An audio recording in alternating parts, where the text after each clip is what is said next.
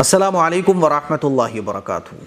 कोलकाता के अंदर एक प्रोग्राम होने वाला था उर्दू एकेडमी की तरफ से, उर्दू से मुताल्लिक़ एक मुशायरा, जिसमें चीफ़ गेस्ट के तौर पर जावेद अख्तर साहब आने वाले थे, लेकिन वो प्रोग्राम कैंसिल हो गया। अब सोशल मीडिया पर और नेशनल मीडिया पर उलमा से मुताल्लिक़ और फ़हियान एकेडमी और जमीयत उलमा से मुताल्लिक़ तरह तरह की बातें, गलत सलत बातें, एक प्रोपेगेंडा सोशल मीडिया पर फैलाया जा रहा है। और इस तरह के पोस्ट भी चल रहे हैं कि देखो उर्दू के दुश्मन तो खुद उर्दू वाले हैं। यानी ये प्रोग्राम हो रहा था उर्दू की इशाअत के लिए, उर्दू को फ़रोग़ देने के लिए, लेकिन इस प्रोग्राम को कैंसिल करवाने वाले ही उलमा हैं। इस प्रोग्राम को कैंसिल करवाने में जो बड़ा किरदार अदा किया है वो फ़हियान एकेडमी के फाउंडर मुफ्ती शमाइल नदवी साहब ने किया है। इस तरह का प्रोपेगेंडा एक सोशल मीडिया पे चलाया जा रहा है, जिससे बाज़ वो लोग जिनको पूरी सूरत हाल नहीं पता है तो वो ये सोच रहे हैं यार कि देखो उलमा ख़ुद उर्दू के दुश्मन बने हुए हैं और इस पूरे प्रोग्राम को ही कैंसिल करवा दिया गया। तो बहुत आसान अंदाज में आप समझो इस पूरा मामला क्या है। उर्दू एकेडमी कोलकाता की तरफ से एक प्रोग्राम रखा गया था, उर्दू की इशाअत और उर्दू से मुताल्लिक़ एक मुशायरा भी था इसमें, और चीफ़ गेस्ट थे जावेद अख्तर साहब। जावेद अख्तर के बारे में आप लोगों को पता होगा कि ये एक एथियस्ट हैं, नास्तिक हैं, यानी ये खुदा को नहीं मानते, ये जन्नत और दोज़ख को नहीं मानते। ये कहते हैं कि बस ऐसे ही पूरी दुनिया का निज़ाम चल रहा है, अल्लाह को ये नहीं मानते, यानी खुदा को नहीं मानते। कोई प्रॉब्लम नहीं है भाई, आप अपनी लाइफ जैसे चाहो वैसे गुजार सकते हो। आप हिंदू बनना चाहो हिंदू बन सकते हो, ईसाई बन सकते हो, यहूदी बन सकते हो, मुसलमान बन सकते हो। हर आदमी को इस देश में आज़ादी है, वो अपना धर्म अपनी मर्जी से चूज़ कर सकता है। नो प्रॉब्लम, क्या प्रॉब्लम है इसमें? कुछ भी नहीं है। कितने ऐसे एथियस्ट हैं जो हमसे मिलने आते हैं, सलाम दुआ रखते हैं कि खैर खैरियत है भाई, क्या हाल है, नो प्रॉब्लम। कितने ऐसे हमारे हिंदू भाई हैं जो हमसे ताल्लुक़ रखते हैं, उलमा से मुलाकात करते हैं, कोई मसला नहीं है। प्रॉब्लम क्या है? वहाँ के उलमा ने, जमीयत उलमा ने और वाहियान फाउंडेशन ने जो मुखालिफत की थी वो इस बात की थी कि उर्दू के प्रोग्राम में एक ऐसी शख्सियत को बुलाना जो सिर्फ एथियस्ट नहीं है, बल्कि वो एथियस्ट होने के साथ साथ इस्लाम पर और इस्लामी अकायद पर एतराज़ करता है, वो खुदा पर उंगली उठाता है, वो जन्नत और जहन्नम का मजाक उड़ाता है, वो कुरान और हदीस की जो बातें हैं बाज़ दफ़ा उसका भी मजाक उड़ाता है।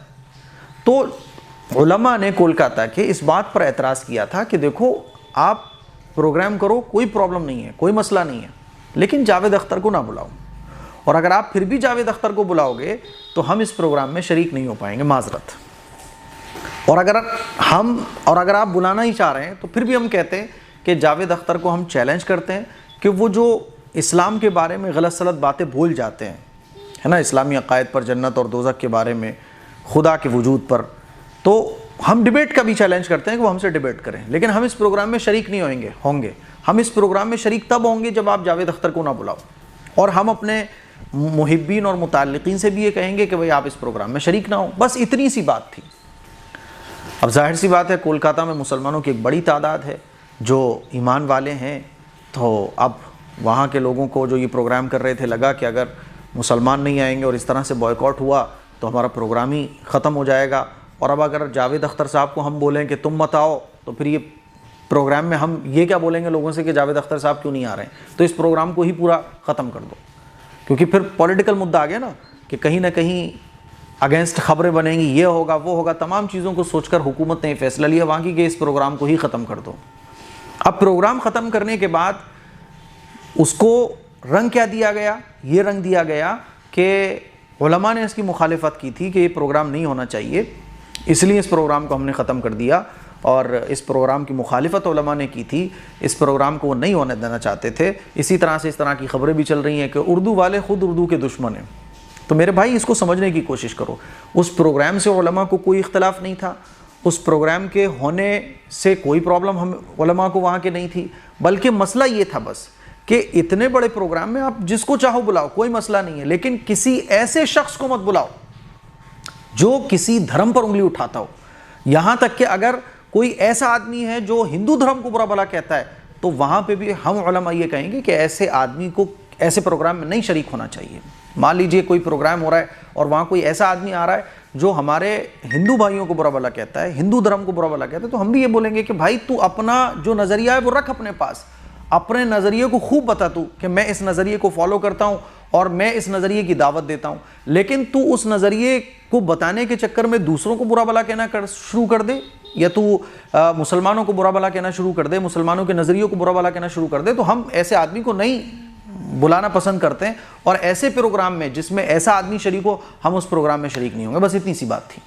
और एक डिबेट का चैलेंज भी था कि भाई आप जब अपने नज़रिए को इतना सही समझते हैं तो आइए टेबल पर बैठकर बात करते हैं। लेकिन इसको इस तरह से पेश किया जा रहा है कि उलमा ने जैसे उस प्रोग्राम की मुखालिफत की थी, तो मुखालिफत किसी ने नहीं की, बस इतनी सी बात थी। अब उस प्रोग्राम को ही कैंसिल कर दिया गया। अब क्या बताएं कि ये प्रोग्राम क्यों कैंसिल हुआ, तो सारा ठीकरा वहाँ के उलमा पर फोड़ दो, ऐसा नहीं है। इसलिए मुफ्ती शमाइल नदवी साहब ने इसको क्लियर भी किया है, वो मैं पूरा स्क्रीनशॉट भी लगा देता हूँ, आप देख सकते हैं। उन्होंने ये कहा कि हमारी सिर्फ इतनी बात थी, ना तो हमने किसी की मुखालिफत की, ना हमने प्रोग्राम की मुखालिफत की। हमारी इतनी अपील थी कि ऐसे शख्स को ऐसे प्रोग्राम में ना बुलाया जाए, और अगर आप ऐसे शख्स को प्रोग्राम में बुला रहे हैं तो इस प्रोग्राम में हम अपने साथियों के साथ शरीक नहीं होंगे, ठीक है। और आप प्रोग्राम कीजिए, नो प्रॉब्लम।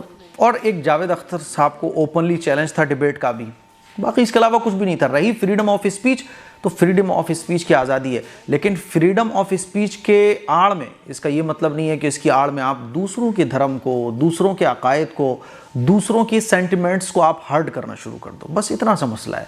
बाकी जो कुछ सोशल मीडिया पे चल रहा है वो अब आप समझते रहोगे। ये सारा खुलासा है पूरी खबर का। इस क्लिप को शेयर कीजिए, दूसरों तक पहुँचाइए। अस्सलामु अलैकुम वरहमतुल्लाहि वबरकातुहू।